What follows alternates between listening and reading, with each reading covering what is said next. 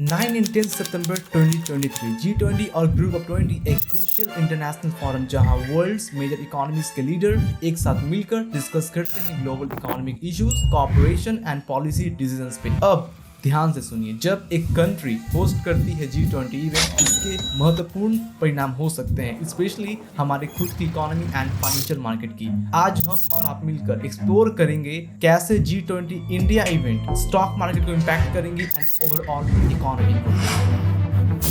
G20 summit has The G20 summit in Delhi. India. G20 summit. आगे बढ़ने से पहले आपसे एक क्वेश्चन पूछूंगा। प्रश्न 7.5 करोड़ रुपए आपके स्क्रीन के ऊपर ये रहा। कौन सी जियोग्राफिक रीजन्स है जो कनेक्टेड रहेंगी India, middle east, Europe economic corridor में? ये है यहाँ आपके options: Asia and north America, south Asia, the middle east and Europe, Africa, south America and Europe, south Asia and Oceania. Comment section में करिए आंसर। सही answer आपको मिलेगा वीडियो के एंड में। Global economic sentiment G20 serve करती है as a barometer of the global economy. जब वर्ल्ड्स मेजर इकोनॉमीज के लीडर गैदर होते हैं, वे अपनी अपनी कंट्री की इकोनॉमिक कंडीशन और संभावनाएं लेकर आती हैं। इस G20 समिट में जिस लेवल की डिस्कशन एंड नेगोशिएशन होती है, ये सेट करती है ग्लोबल इकोनॉमिक सेंटिमेंट को और ये जनरेट करती है ट्रेड एंड इन्वेस्टमेंट अपॉर्चुनिटीज, जो हमारा नेक्स्ट पॉइंट है। ट्रेड एंड इन्वेस्टमेंट अपॉर्चुनिटीज, इसको मैं 3 पार्ट्स में डिस्कस करूंगा। पहला है ग्लोबल ट्रेड एग्रीमेंट, अगला है attracting foreign investment and finally impact on stock market sector. पहला है global trade agreement. G20 event एक ऐसा प्लेटफॉर्म है जहां लीडर्स डिस्कस करेंगे global trade policies and agreement पे, और इन डिस्कशन से रिजल्ट अच्छे हो सकते हैं इंटरनेशनल ट्रेड को ईज बनाने में। As a host nation, India उन शर्तों पर नेगोशिएट कर सकता है जो एक्सपोर्ट इंडिया के फेवर में हो, जो पोटेंशियली बूस्ट करेंगी हमारी इकोनॉमी को।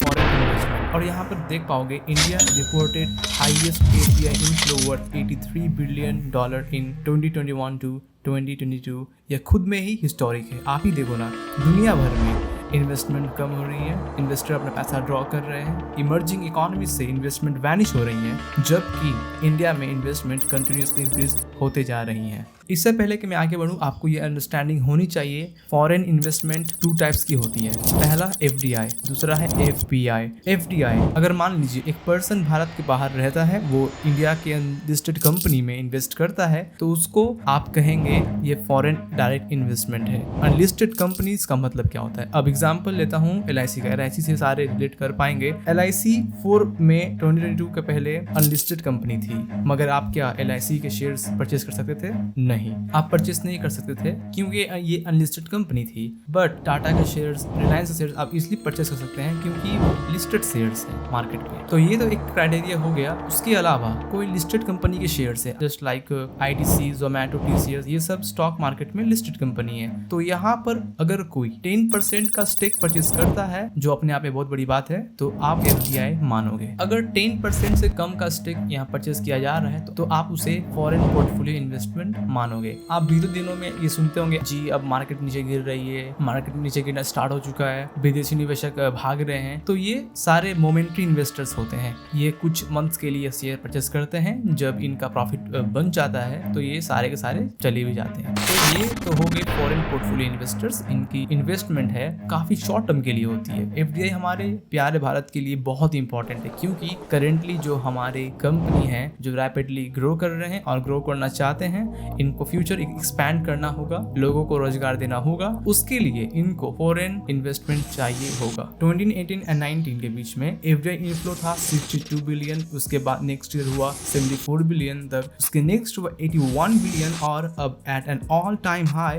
83.57 बिलियन $। और प्रीवियस 20 ईयर आप देखेंगे इंडिया में टोटल FDI इनफ्लो था ये 20 गुना ज्यादा बढ़ चुका है। It is a supremely insane. अब इंडिया में FDI इनफ्लो इंक्रीज है, ये अपने आप में पॉजिटिव न्यूज है। इसलिए है क्योंकि दुनिया भर में इन्वेस्टर्स अपना पैसा निकाल रहे हैं। वर्ल्ड में एक डर का माहौल बना हुआ है। पता नहीं ये यूक्रेन की वार किधर को जाएगी, कब रुकेगी रशिया, क्या एक्शन लेगा in the near future, no one knows. तो ऐसे टाइम पे इंडिया में स्पेशली इंडिया का जो मैन्युफैक्चरिंग सेक्टर है वहाँ पर FDI इनफ्लो 76% इंक्रीज हो जाए तो ये बहुत ज्यादा अच्छा इंडिकेटर है। इसका मतलब ये हुआ कि दुनिया के बिग इन्वेस्टर्स है जिनको अपना वेल्थ और ग्रो करना है, वो प्यारे भारत पे दांव खेल रहे हैं। हाँ, ये कंट्री ग्रो करेगा इन द नियर फ्यूचर, हमको भारत पे भरोसा है। और यहाँ पर आप देख पाओगे PIB ने अपनी नोटिफिकेशन यहाँ बात मेंशन भी करी है कि भारत का जो मैन्युफैक्चरिंग सेक्टर है इसने 2022 to 21 में अगर टोटल इन्वेस्टमेंट अट्रैक्ट करी थी $12 बिलियन के नियर, तो प्रीवियस फाइनेंशियल ईयर पे यहाँ इन्वेस्टमेंट आई है 21.34 बिलियन US का। और ज्यादातर ये मैन्युफैक्चरिंग सेक्टर है, ये इलेक्ट्रॉनिक सेगमेंट का है। मतलब फॉरेन इन्वेस्टर मानकर चल रहे हैं भारत इन द नियर फ्यूचर बड़ी स्केल पे इलेक्ट्रॉनिक आइटम पे मैन्युफैक्चरिंग करके एक्सपोर्ट करेगा और हमारी कंपनी इससे बेनिफिट लेगी। In the same time investors को भी इसका फायदा मिलेगा। और इस इलेक्ट्रॉनिक सेक्टर में स्टॉक मार्केट पे लिस्टेड कंपनीज तो बहुत है, बट वो बोलते हैं ना इस जंगल के किंग्स कौन है, वो सिर्फ 2 कंपनीज है। पहला है हनीवेल ऑटोमेशन इंडिया लिमिटेड और दूसरा है डिक्सन टेक्नोलॉजीज इंडिया लिमिटेड। ये कंपनीज इलेक्ट्रॉनिक के ओवरऑल कैटेगरी को मैन्युफैक्चर करते हैं। नाउ नेक्स्ट सवाल ये पूछेंगे कि ये विदेशी निवेश किस कंट्री से आ रही है। तो यहाँ पे बताया गया है सिंगापुर से 27% ये इंटरनेशनल इन्वेस्टमेंट आई है। फिर सेकंड नंबर पे है अमेरिका। USA में प्रोमिनेंट इन्वेस्टर्स और इन्वेस्टमेंट कंपनीज हैं, ये इन्वेस्ट कर रही है इंडिया में। एंड आपको दिखेंगे मॉरिशस। इंडिया के बीच में बहुत सारे टैक्स को लेकर एग्रीमेंट है, तो काफी बार इंडिया की जो इन्वेस्टमेंट है ये मॉरिशस से भी आती है। तो 16% हुआ इन्वेस्टमेंट फ्रॉम मॉरिशस ये आई है। और ओवरऑल देखें तो वो कौन सा सेक्टर है जिसमें सबसे ज्यादा इन्वेस्टमेंट आई है? Manufacturing sector obviously. बिल्कुल ओवरऑल जंप है ये तो देखा गया, बट सबसे ज्यादा निवेश किया गया है computer software and hardware sector पे। मतलब हमारे प्यारे भारत में प्राइमरी जो IT सेक्टर है ये टॉप रिसिपेंट है ऑफ FDI इक्विटी। और जैसे ही बात कर लेते हैं कंप्यूटर सॉफ्टवेयर और हार्डवेयर की, तो आप समझ सकते हैं कि ये $1 बिलियन की इन्वेस्टमेंट है कहाँ गई होगी हमारे इंडिया में। इस सेक्टर के अंदर ये गया है नो डाउट कर्नाटका में जाएगा। कर्नाटका में आपको मिलेगा बैंगलोर। इंडिया की सिलिकॉन वैली है बैंगलोर। तो आधे से ज्यादा यानी कि 53% इन्वेस्टमेंट तो कंप्यूटर सॉफ्टवेयर एंड हार्डवेयर को लेकर डायरेक्ट गया है कर्नाटका के पास। दिल्ली में 17% एंड महाराष्ट्र 17%। और एक पॉजिटिव एस्पेक्ट है कि ये मेजॉरिटी इन्वेस्टमेंट ये इंडिया की नई यूनिकॉर्न में इन्वेस्ट की जा रही है।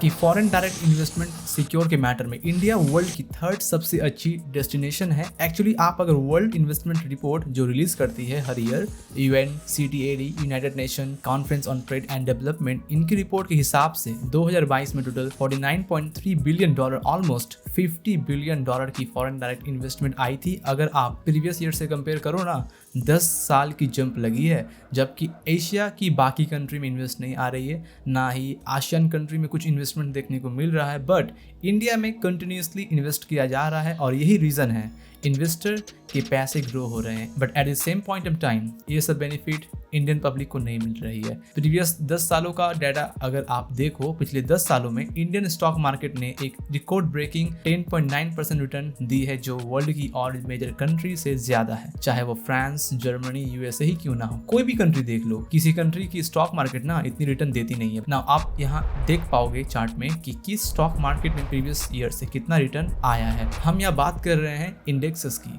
अगर मैं कंपेयर करूँ इंडियन की निफ्टी से बाकी कंट्री के इंडेक्सेस से, तो वहां पर उनका रिटर्न आया है। तो इस चार्ट पे आप देख पाओगे, लिटरली कह सकते हो पिछले 10 सालों में Indian stock market is the king. मैं बात कर रहा हूँ उस इकोनॉमीज की जहां पर हेवली इन्वेस्ट किया जाता है, वर्ल्ड के टॉप इन्वेस्टर्स इन्वेस्ट करते हैं। एक बात आप नोट करिए, 10 सालों में ना स्टॉक मार्केट की परफॉर्मेंस देखेंगे तो चाइना 2.7%, USA 6% देते हुए देखिएगा। बट आप सभी बोलोगे ठीक है, इन सब का इम्पैक्ट आम आदमी पे क्या होगा? बहुत ही बड़ा इम्पैक्ट होता है मिडिल क्लास के डे टू डे लाइफ पे ना। अब आपके सामने है कंट्रीज और उनके इन्फ्लेशन का चार्ट। ये याद रखिएगा, महंगाई दर ना बहुत ज्यादा मारती है मिडिल क्लास को।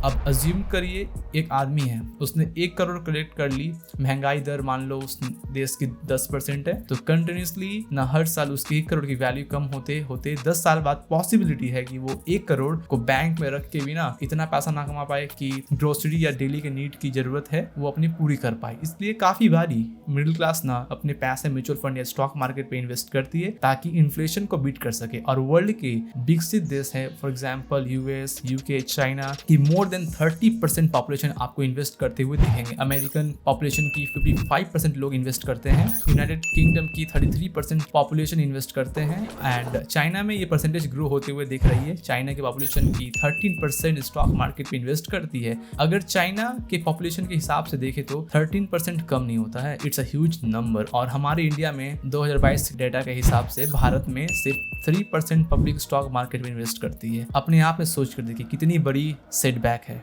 जो कंट्री पूरे वर्ल्ड में हाईएस्ट स्टॉक मार्केट रिटर्न दे रही है, उस कंट्री की एक बड़ी पॉपुलेशन इसका बेनिफिट नहीं ले पा रही है। रिसेंटली आपको पता होगा इस पे मल्टीपल न्यूज आई थी। मार्केट कैपिटलाइजेशन, कितने लोग स्टॉक मार्केट पे पैसा लगा रहे हैं, इस मैटर पे भारत रैंक 5 पोजीशन होल्ड करता है। हमारे ऊपर हांगकांग, जापान, चाइना और यूएसए है। हांगकांग ने पिछले 10 सालों में -8% रिटर्न दिए हैं। आने वाले समय में इन्वेस्टर हांगकांग से पैसा निकाल कर कहीं और इन्वेस्ट करने वाले हैं फ्यूचर में। इंडिया बड़े आराम से रैंक 4 फिर रैंक 3 पे इन फ्यूचर पोजीशन होल्ड कर लेगी और इन्वेस्टर इंडिया में इन्वेस्ट और करेंगे। बट ये अपने पैसों पे कैपिटल गेन क्या सिर्फ बाहर के इन्वेस्टर ही उठाएंगे या फिर गवर्नमेंट धोनी की म्यूचुअल फंड सही है वाली एड दिखाकर लोगों को इन्वेस्ट करने को बोलेंगे? देखिए गवर्नमेंट कितना भी कोशिश कर ले, end of the day decisions तो आप लोगों की ही है, इन्वेस्ट करे या नहीं। वीडियो इन्फॉर्मेटिव लगी तो शेयर, सब्सक्राइब और लाइक करना ना भूले। आपके इस सपोर्ट से ही तो हमें मोटिवेशन मिलती है और भी ऐसे कंटेंट प्रोड्यूस करूं। अभी के लिए खत्म। Bye bye, tata, good bye.